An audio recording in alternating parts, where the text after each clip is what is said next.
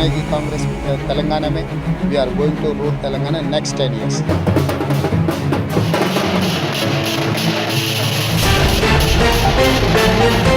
नमस्कार, आप देख रहे हैं एयर न्यूज। तेलंगाना में कांग्रेस का राज तिलक, लेकिन सीएम कौन? 5 राज्यों के विधानसभा चुनाव के नतीजों में तेलंगाना ही वो राज्य है जहां से कांग्रेस के लिए खुशखबरी आई। कांग्रेस ने 119 सीटों में से 64 सीटें अपने नाम की हैं और सरकार बनाने के लिए 60 के जादुई आंकड़े को पार कर लिया। राज्य में के चंद्रशेखर राव की पार्टी भारत राष्ट्र समिति यानी बीआरएस को 39 सीटें मिली हैं और इस बार राव का सरकार बनाने का हैट्रिक का सपना टूट गया है।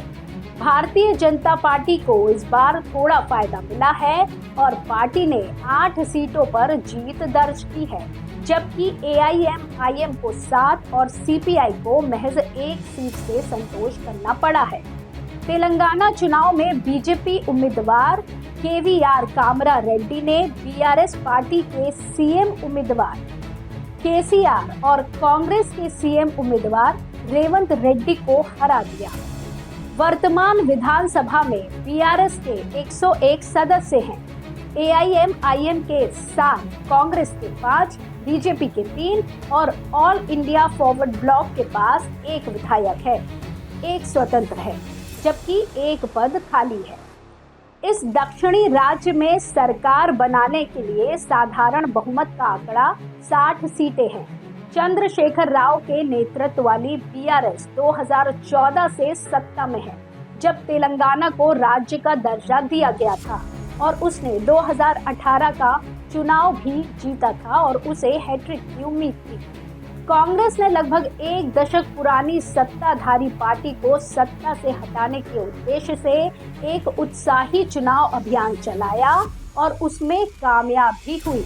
तमाम एग्जिट पोल में भी ये सामने आया था कि तेलंगाना में सत्ता विरोधी लहर है और एग्जिट पोल सच साबित हुए। अब आपको कांग्रेस की जीत के हीरो के बारे में बताते हैं, लेकिन कांग्रेस को जीत का स्वाद चखाने वाले और कोई नहीं बल्कि रणनीतिकार सुनील कनुगोली है।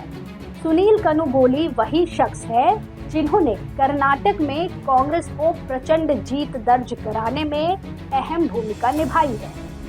तेलंगाना में कांग्रेस की पहली बार जीत सुनिश्चित करा के कनुगोली ने कांग्रेस संसदीय दल की अध्यक्ष सोनिया और पार्टी अध्यक्ष मल्लिकार्जुन खड़गे के सपने को पूरा करने में मदद की है। अब सवाल ये है कि तेलंगाना का सीएम कौन होगा। हालांकि इसमें कई नाम शामिल हैं। तेलंगाना कांग्रेस के अध्यक्ष रेवंत रेड्डी का नाम इसमें सबसे आगे चल रहा है। रविवार को विधानसभा चुनाव 2023 के नतीजों में लगभग असंभव कहे जाने वाले परिणाम सामने आए और अजेय कहे जाने वाले भारत राष्ट्र समिति के मुखिया के चंद्रशेखर राव की सरकार गिर गई। असंभव को संभव कर दिखाने का श्रेय तेलंगाना में इस समय रेवंत रेड्डी के अलावा किसी को नहीं दिया जा सकता है, लेकिन वो स्वयं इस जीत को उन्हें समर्पित कर रहे हैं जिन्होंने तेलंगाना राज्य के लिए सर्वोच्च बलिदान दिया है।